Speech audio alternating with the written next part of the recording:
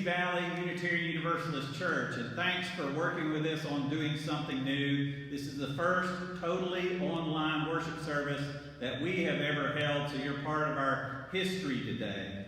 Our service today is not an act of fear, it's an act of faith. We are acting in partnership with people of all faiths to make sure we have good public health policies that are going to keep our world and our community safe. So we're working together to love our neighbors as ourselves. Let us join together in our chalice lighting hymn.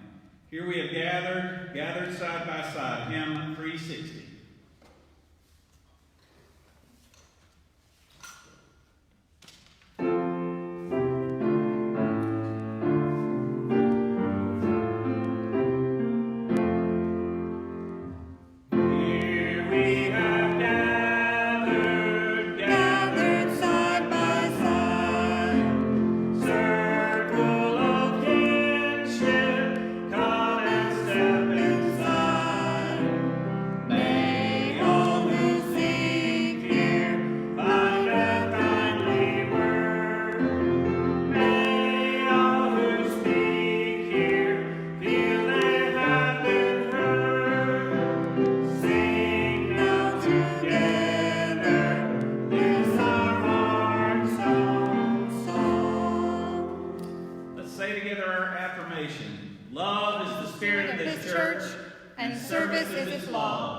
To dwell together in peace, to seek the truth in love, and to help one another. This is our great covenant.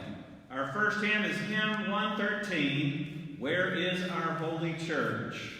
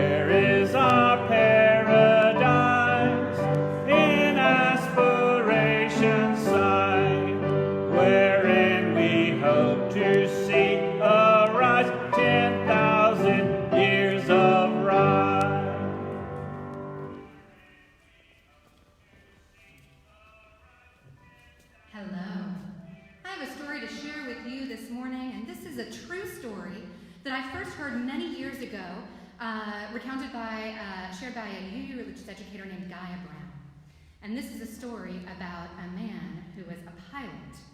And he wasn't just a pilot, he was also a writer, and he has a very hard to pronounce name, which I'm going to get really wrong because I have a terrible French accent.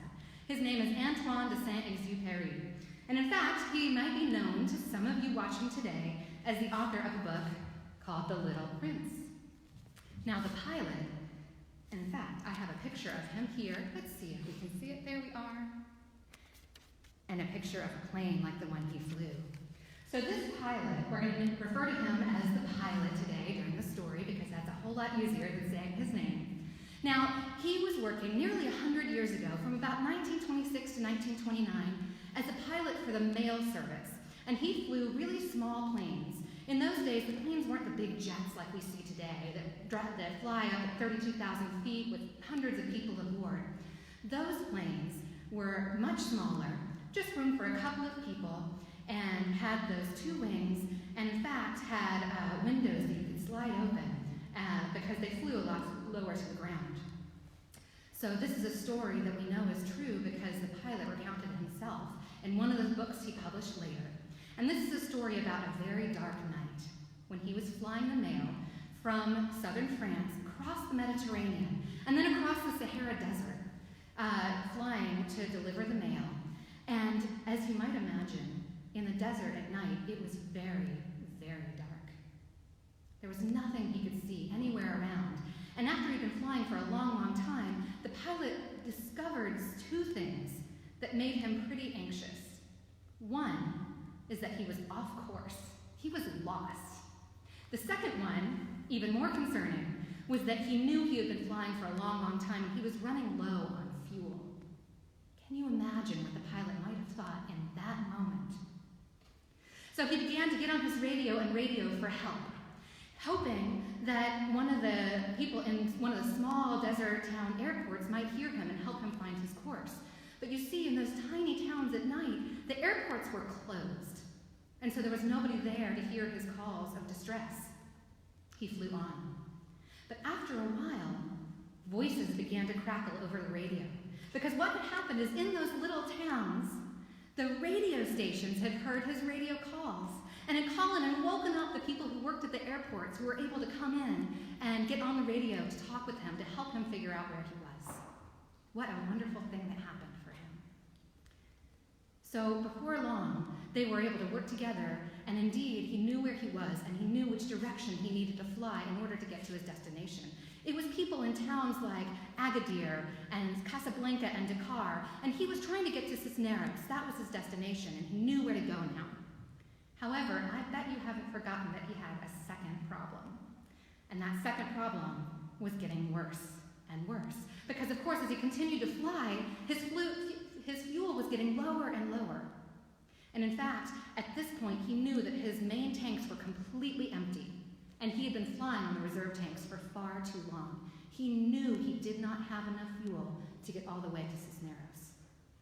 What do you do at a time like that? But then something truly miraculous happened. A voice came over the radio that he recognized. And that voice was the voice of the director of the mail service from all the way back in southern France. And what that voice said was, "In the particular plane you are flying, the reserve tanks are larger than standard. You have enough to get you where you need to go. Continue to Cisneros. You will be fine." And in fact, that is what he did. He continued on. He made it safely to his destination, and we know this because he wrote about it. And so I think many of us may find ourselves today in a situation like the one the pilot faced. It may feel like we don't know where we're headed. We can't see where we're going. We may feel like that something is wrong and we don't know what we need to do. Or we might be worried that we don't have what it takes to do what needs to be done. But just like the pilot, what we can do is gather our community together and be the voice for somebody else and listen to the voices of our community that will help carry us through, help us find our guidance, help us know what to do, and more important than anything else is to reassure us that we have what it takes, that we have more reserves than we know. And so may we remember the pilot, and may we gather together in community. Just like the pilot, those people who helped him were not in the plane with him. They were so far away from where he was. And yet those bonds of connection persist and can help us even from a distance. And so may we remember that as we gather together in spirit today, as we keep our physical distance. Thank you.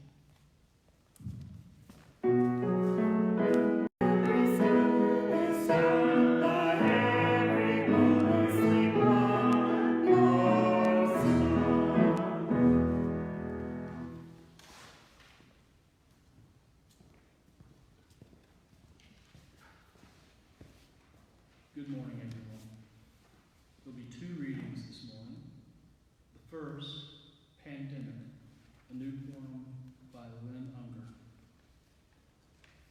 What if you thought of it as Jews consider the Sabbath, the most sacred of times? Cease from travel. Cease from buying and selling. Give up, just for now, on trying to make the world different than it is. Sing. Pray. Touch only those to whom you commit your life. Center down, and when your body has become still, reach out with your heart. Know that we are connected in ways that are terrifying and beautiful.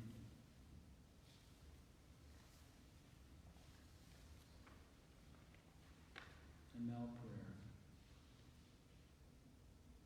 May we who are merely inconvenienced remember those whose lives are at stake. May we who have no risk factors remember those most vulnerable. May we who have the luxury of working from home remember those who must choose between preserving their health and making a rent. May we who have flexibility to care for our children when their schools close remember those who have no options. May we who have to cancel our trips remember those who have no safe place to go. May we who are losing our margin money in the tumult of our economic market remember those who have no margin at all. May we who settle in for a quarantine at home remember those who have no home. As fear grips our country, let us choose love. During this time when we cannot physically wrap our arms around each other, let us find ways to be the loving embrace of God to our neighbors. Amen.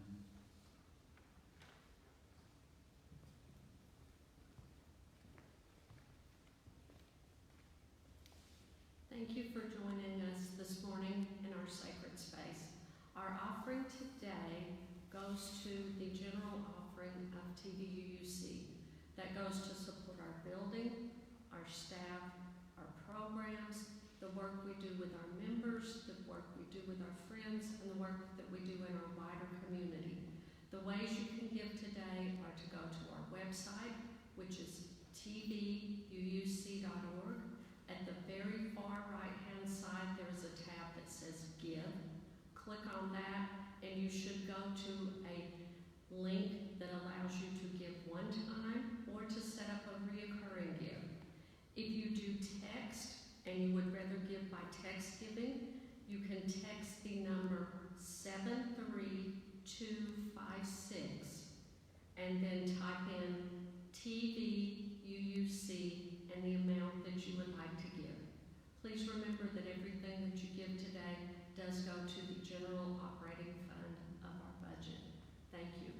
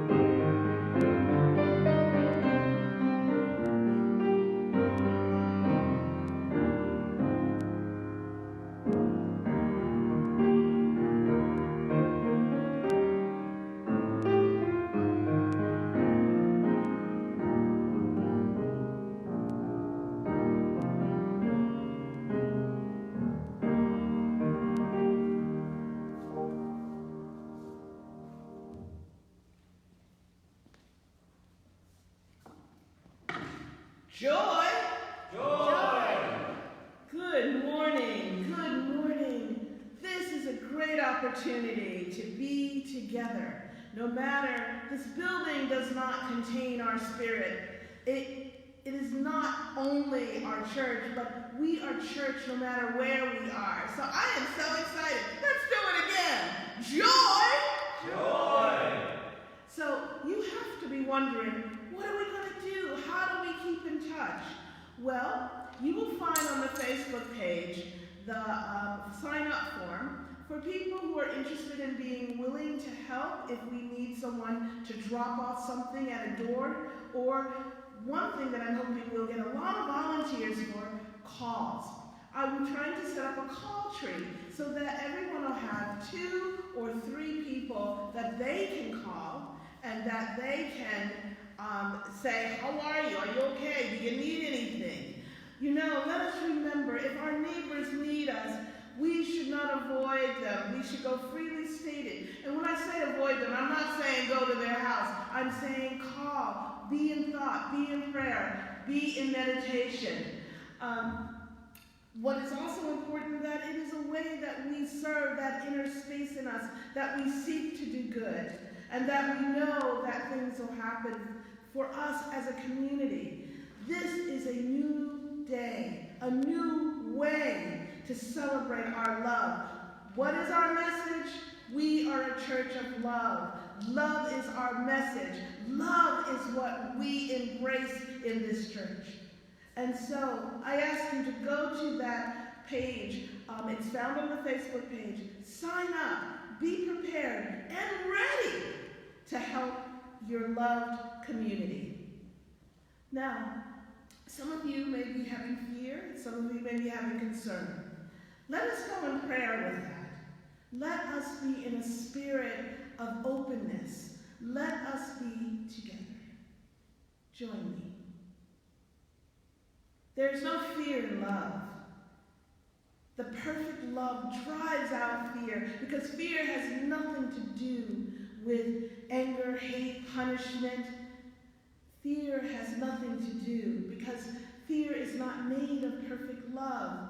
And we should not fear, because the God Spirit in us, in this world, the higher spirit in all of us, we are together. We are strengthened by each other. And when we help each other, we will uphold each other. And so we reach out our hands virtually today by writing a message, by sending a heart emoji, by doing whatever we need to remind each other that we are a community of love, and service is our law. We are a powerful community. We are a powerful group of people because we love and believe in each other.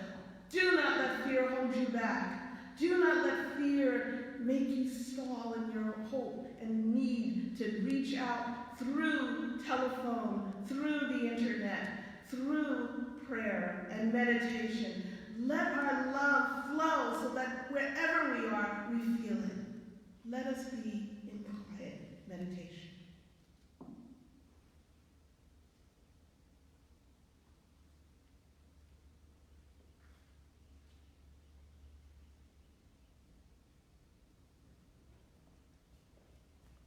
Blessed be, blessed are us who's joined together today, and blessed is this beautiful moment where we call on the Spirit in our heart, in our soul, in our minds, in our bodies, that we know we are loved.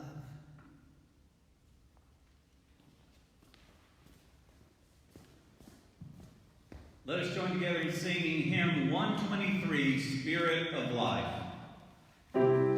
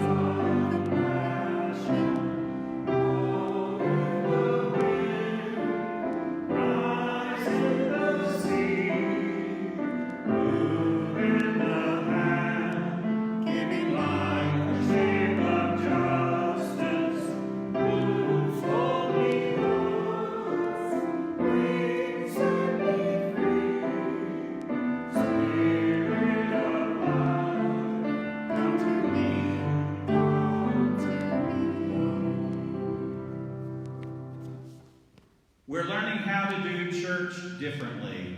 Our readings for today have come from the internet. We are trying to find sacred space in cyberspace. And one reading I came across this week is by Rav Yosef, who invites us to think about how we can do ministry differently in this time. He writes, every hand that we don't shake must become a phone call that we place. Every embrace that we avoid must become a verbal expression of warmth and concern. Every inch and every foot that we physically place between ourselves and another must become a thought as to how we might be able to help that other should the need arise. We're having to think about things differently. This week, I went to the Southeastern UU Ministers Association up at the mountain, not knowing how much would change in this week. At one point, one of my friends and fellow ministers, Mark Ward, invited everyone to join hands for the grace before the meal, and everyone shouted out, "No!" This moment teaches you something important about what it means to be a Unitarian Universalist. In the Unitarian Universalist Church, it's okay to question authority. It's okay to question your minister.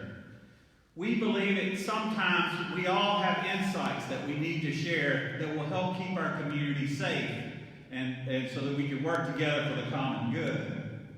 Another thing that it teaches us is that we're open to dissent. We are open to disagreement, and that creativity in our disagreement is what helps make us a democratic congregation. We also believe in the harmony of science and religion. So if religion has hitherto told us to hold hands when we say grace, we are going to heed the advice of science in this time of pandemic. Sometimes science has something persuasive and meaningful to say that can influence our religious lives. The other thing we learn from this moment is that traditions can change. We usually meet in a bricks and mortar building. We usually gather together and hold hands and shake hands and hug one another. And now we are learning that traditions can change and we can do things differently. And I appreciate your support as we try to figure out the new ways that we can do things. Today we are meeting online. This is a totally new experience for me. I've never done it before, and I really, really appreciate your help in doing this. On most Sundays, I might say, "Can I get an amen?" Amen! But this Sunday, I might say, "Can I get an emoji?" And you can give me an emoji, or you can make a comment in the comment section, or if you have a joy and concern, you can share that in the comment section. This is a new way of doing church. It's not exactly the way we've ever done it before. Now, this Sunday, we originally had a guest preacher who was going to speak to us, Viren Lauka, who was going to do a wonderful service about the Hindu festival, Holi, which is a very colorful festival, and the name of his sermon was going to be, "Do you have a colorful personality?" But Viren didn't want to make this Sunday his debut as a television evangelist or internet preacher, and so I decided I would take over. But he gave me the idea for this sermon because he said, "You know what we need to do is figure out how to turn cyberspace into sacred space." And so Viren is not here to give his sermon, but in the age of the coronavirus, he is giving us insights on how we can do things differently. So this week I took him at his word, and on my personal Facebook page I posted a picture of myself on Whiteside Mountain, which is a place that I consider to be sacred space, and I invited other people to post pictures and images of what is sacred space for them. And I posted Whiteside Mountain because I went hiking there during this week when I was up at the Ministers Conference. And it's a place that's sacred to me, not only because it's wonderful beauty. It's this big granite mountain that sort of goes down into an ocean of blue mountains that flow off toward the horizon. It is what my friend Barry Whittemore calls a low investment, high payoff hike, because you don't have to hike very far to get to a very beautiful view. But it's also a place sacred in memory for me, because the first time I ever went there, it was when I met my stepfather, Jim Mitchell, for the first time, and he had a house right at the foot of that mountain. And as I was standing in that mountain this week, I looked down and I saw that house, and I said to my stepfather, "Of blessed memory, hello, Jim Mitchell."